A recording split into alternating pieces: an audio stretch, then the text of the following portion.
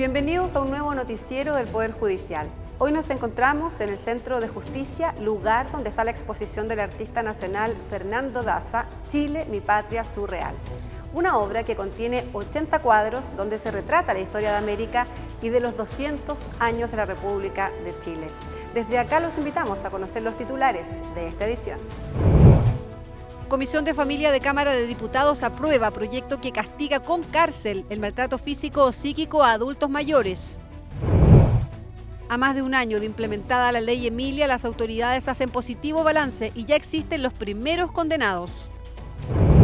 La Comisión de Familia de la Cámara de Diputados aprobó el proyecto que tipifica el delito de maltrato físico o psíquico en adultos mayores. Las penas podrían llegar hasta los 540 días de cárcel. Pero, ¿qué ocurre cuando el agresor es la única persona que puede cuidar a un anciano? Actualmente existen más de 2.885.000 adultos mayores en Chile, equivalente al 16,7% de la población. Cifra que va en aumento y que esconde una preocupante realidad de maltrato que ocurre en todos los ámbitos. Pedro Eloísa, a sus 78 años, se siente constantemente agredido por parte de la sociedad. Nosotros, tercera edad, donde vamos, tenemos problemas. En las mismas micros, yo viajo en micro todo el tiempo, tengo harta, no hay respeto. Gente joven sentada y te ve a ti, ni bolas le dan. Con el objeto de proteger los derechos de estas personas, la Cámara de Diputados aprobó el proyecto de ley que tipifica el delito de maltrato al adulto mayor. La normativa precisa que la violencia física o psíquica por parte de un cuidador voluntario o remunerado será penada con hasta 540 días de cárcel y la inhabilitación para ejercer labores vinculadas al cuidado de los mayores. Iniciativa valorada desde el Senama. La ley de violencia intrafamiliar hoy día protege a las personas mayores frente al maltrato, el abuso y el abandono, pero solo cuando es cometido por los familiares. Entonces nosotros hoy día valoramos muy significativamente que se haga también extensiva la sanción a quienes cuidan, cuidadores formales, ¿cierto?, de establecimientos de larga estadía, y además se ha incluido a los centros de día. Según cifras de los tribunales de familia, entre el 15 y el 20% de los casos de violencia intrafamiliar se relacionan con agresiones a adultos mayores. Muchas veces estas agresiones no se denuncian porque el agresor es la única persona que los cuida. Esa es la hipótesis más difícil de trabajar, porque precisamente el omitir la figura de este cuidador, lo que ya señalábamos, genera una situación de abandono. Situación compleja, puesto que en estos casos se genera una situación de dependencia con el agresor. Es poco probable que un adulto mayor en necesidad de cuidado pueda denunciar por sí mismo. Por eso hablamos de una cifra negra. Hablamos de los que no están en tribunales de familia, hablamos de los que no están en investigación, hablamos de los que no son informados, porque no está el tercero que informa. Si bien el tribunal está habilitado para poder decretar medidas cautelares, cuáles pueden ser la salida del hogar común y la provisión de acercamiento, en este caso de este agresor familiar, lo que ocurre es que al decretar esas medidas se genera un efecto también adverso. Los estudios señalan que el 30% de la población de adultos mayores sufre algún tipo de maltrato. Triste realidad a la que se debe poner atención, sobre todo si se considera que en el 2020 habrá tantas personas de la tercera edad como niños en Chile. Nos falta muchísimo todavía. Nos falta asumir que la vejez de otros es nuestra propia vejez. Nos falta comprender las necesidades de adaptación del entorno, del sistema, inclusive del mundo del trabajo. Nos falta comprender que las personas mayores son un capital social activo. La entrada en vigencia de esta nueva ley otorgará facultades investigativas al Ministerio Público para complementar el trabajo realizado por los tribunales de familia. Así, don Pedro y la creciente población de personas con más de 60 años contarán con más garantías de protección. Menos personas fallecidas por accidentes de tránsito y una baja de los conductores sorprendidos manejando en estado de ebriedad con respecto al 2014 fue el positivo balance de las autoridades tras las fiestas patrias. Los cambios en el comportamiento de la población se justifican por el endurecimiento de las sanciones tras la implementación de la ley Emilia.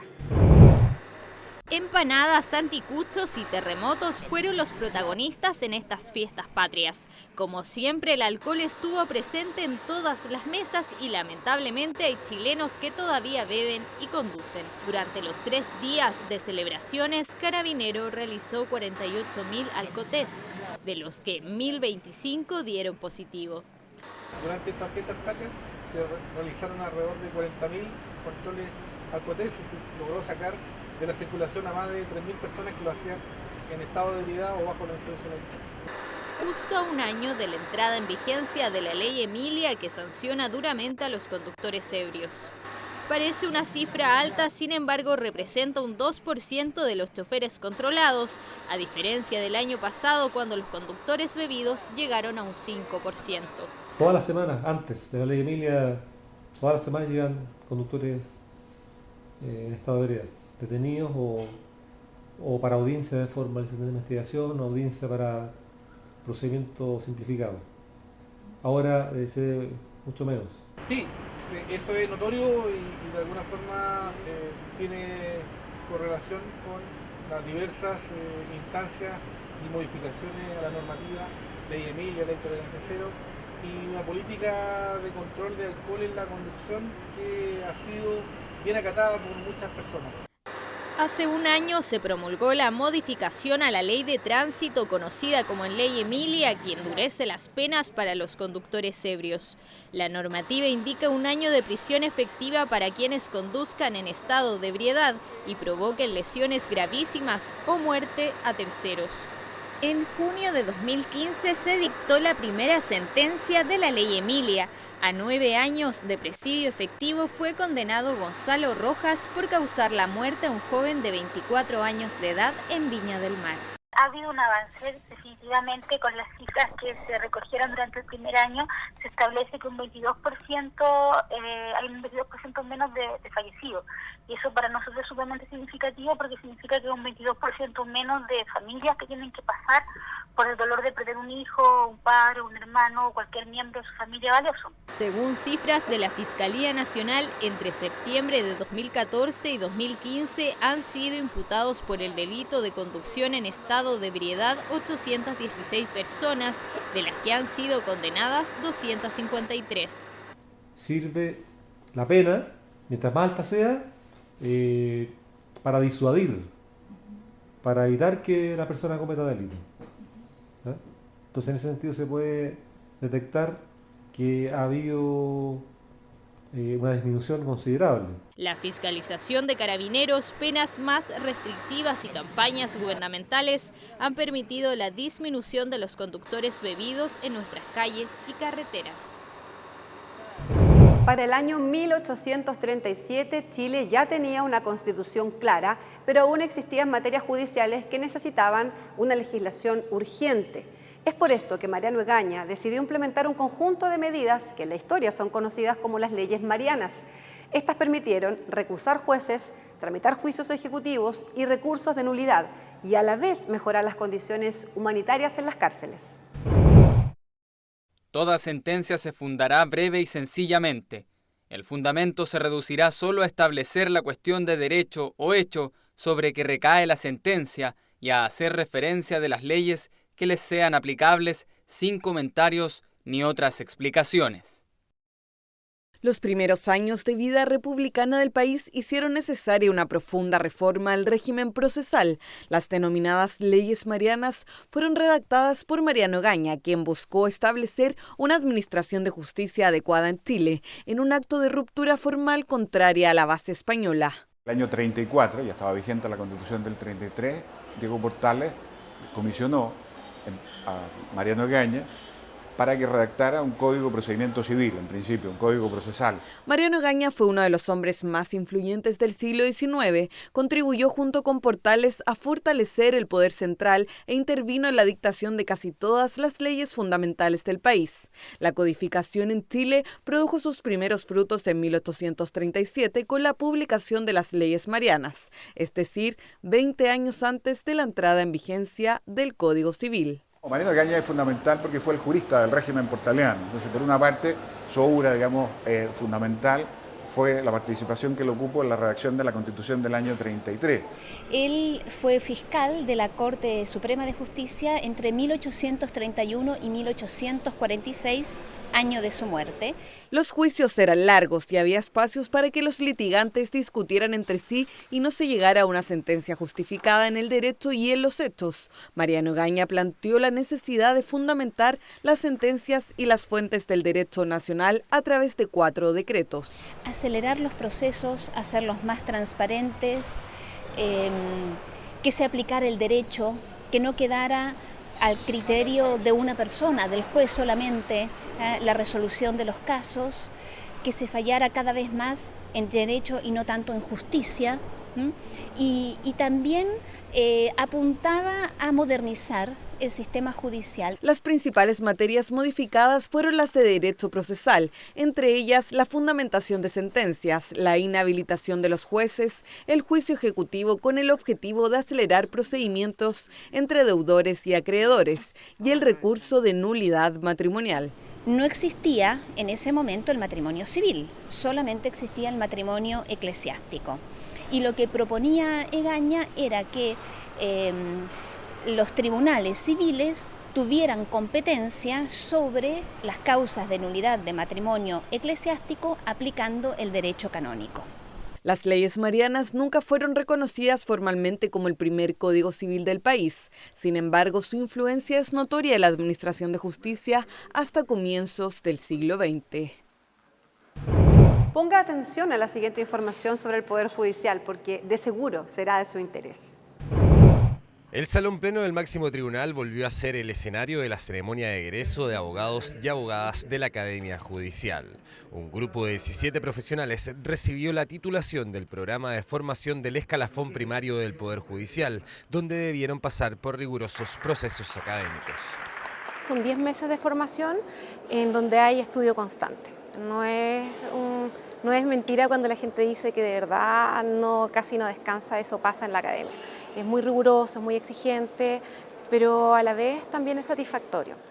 Egresé el 19 de junio de este año y para mí es una experiencia muy buena la Academia Judicial. Ha sido una evolución en mi carrera profesional. Me siento muy contento de haber sido a formar parte de este curso. El año pasado, el Consejo Directivo de la Academia Judicial acordó que las ceremonias de egreso de los programas se realicen en el Salón de Honor del Máximo Tribunal. En la instancia, el presidente de la Corte Suprema, Sergio Muñoz, instó a los futuros magistrados a servir a la justicia. Su misión es decisiva y delicada para el equilibrio social.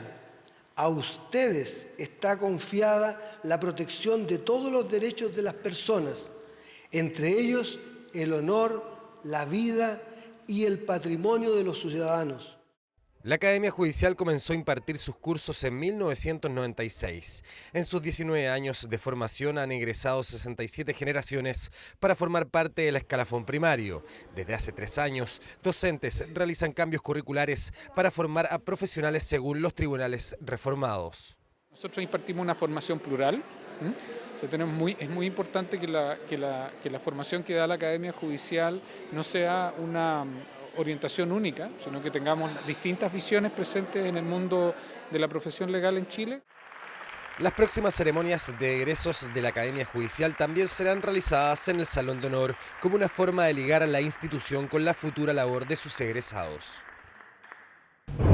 La igualdad es un derecho que también es aplicable a nivel tributario. El numeral 20 de las garantías constitucionales explica por qué la legalidad y la proporción son principios indispensables en la igual repartición de impuestos y contribuciones. El artículo 19, número 20 de la Constitución Política se refiere a la igualdad ante las cargas y específicamente ante las cargas patrimoniales. Las cargas patrimoniales son los tributos. Los tributos, que pueden ser impuestos, contribuciones, tasas o derechos, tienen que sujetarse a 4 principios esenciales que establece la Constitución Política de la República. En primer lugar, el principio de legalidad. Esto significa que solo la ley puede establecer los tributos, ley que es de iniciativa exclusiva del Presidente de la República y cuyo primer trámite se inicia en la Cámara de Diputados. La ley debe señalar los elementos esenciales del tributo, esto es, cuál es el hecho gravado, el sujeto la tasa, la base, las situaciones de exención. En segundo lugar, los tributos deben respetar el principio de la igualdad. Eso significa que los tributos pueden ser proporcionales, progresivos u otras formas que establezca la ley. En tercer lugar, la Constitución señala el principio de no confiscatoriedad. ¿Qué significa esto? Que los tributos no pueden ser manifiestamente desproporcionados o injustos. ¿Cuándo tienen esta característica? Cuando por su naturaleza, sean tributos directos o indirectos, impiden el libre ejercicio de una actividad económica, y eso es algo que va a tener que determinar caso a caso, en este caso el Tribunal Constitucional. Y por último, el principio de no afectación. Eso significa que los tributos no pueden tener un fin específico o determinado, sino que van al presupuesto nacional, al fondo común. Pero hay ciertas excepciones. En primer lugar, en materia de defensa, se permite que tengan fines de afectación, en materia de bienes que tengan una clara identificación regional o local para ciertos fines específicos. Y por último, de acuerdo a una norma transitoria, los tributos establecidos antes del 11 de marzo del 81 que tenían un fin específico se encuentran vigentes mientras no sean expresamente derogados. A continuación, los invitamos a conocer diversas informaciones sobre el Poder Judicial en nuestro bloque de contingencia. El presidente de la Corte Suprema, Sergio Muñoz, recibió en audiencia a los diputados Gabriel Silver, Daniel Farcas, Claudia Nogueira y Juan Luis Castro para dialogar sobre la agenda antidelincuencia y la postura crítica de la Corte Suprema sobre el proyecto que se tramita en el Congreso. Finalizada la reunión, los parlamentarios precisaron que trabajarán para establecer mecanismos de colaboración y coordinación con la Dirección de Estudios del Poder Judicial. Yo con las palabras del presidente de la Corte Suprema, él dice como un chileno más, él quiere que la justicia se aplique y que resguardemos la seguridad ciudadana y que exista una acción rápida, eficaz y ejemplar. Y en ese sentido nosotros hemos coincidido con el presidente de la Corte Suprema. La tercera sala de la Corte Suprema implementó la firma digital para aportar mayor agilidad al proceso de tramitación de las causas. Con esto, el máximo tribunal se suma a otras jurisdicciones a lo largo del país que ya han incorporado esta tecnología. Esto va a mejorar, por supuesto, el sistema, hacerlo más eficiente. Sobre todo en materia de algunos fallos de recursos que son como masivos. Le pongo, por ejemplo, en el caso de los fallos de recursos de protección en materia de ISAPRE, que lamentablemente nosotros tenemos que verlos por decenas de miles. Esto facilita bastante las cosas.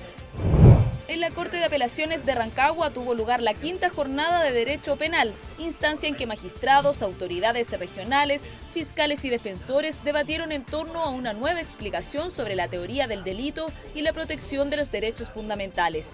La actividad la encabezaron los ministros de la Corte Suprema Haroldo Brito y Carlos Kunze-Müller, y contó además con la exposición del profesor alemán Dr. Urs Kinhauser de la Universidad de Bonn y los comentarios del Dr. Juan Pablo Mañalich, profesor de Derecho Penal de la Universidad de Chile. El conocimiento es el que se difunde y se discute, y los operadores en un ambiente académico, en fin, se conocen, y eso yo creo que es positivo porque es una forma de dialogar y debatir. Un verdadero honor haber sido invitados a esta actividad. Sabemos ya que tiene una cierta tradición y yo creo que con justificada razón se está convirtiendo en motivo de orgullo para todas las instituciones de la región de O'Higgins que están involucradas en la administración del sistema de justicia penal. La actividad se ha convertido en una instancia anual de debate jurídico y tuvo una participación de más de un centenar de asistentes. El presidente de la Corte Suprema, Sergio Muñoz, recibió en una extensa audiencia a la ministra de Justicia, Javiera Blanco. Durante la reunión, ambas autoridades discutieron modalidades de funcionamiento de una Corte de Apelaciones en Los Ángeles. Con más de 100 metros de longitud, la exposición Chile, mi patria surreal, nos invita a un viaje gratuito por la historia. Aquellos que quieran conocerla deben ir al primer piso de los edificios D y C del Centro de Justicia de Santiago. Desde acá nos despedimos como siempre, dejándolos invitados para que revisen las diversas plataformas digitales del Poder Judicial. Nos vemos.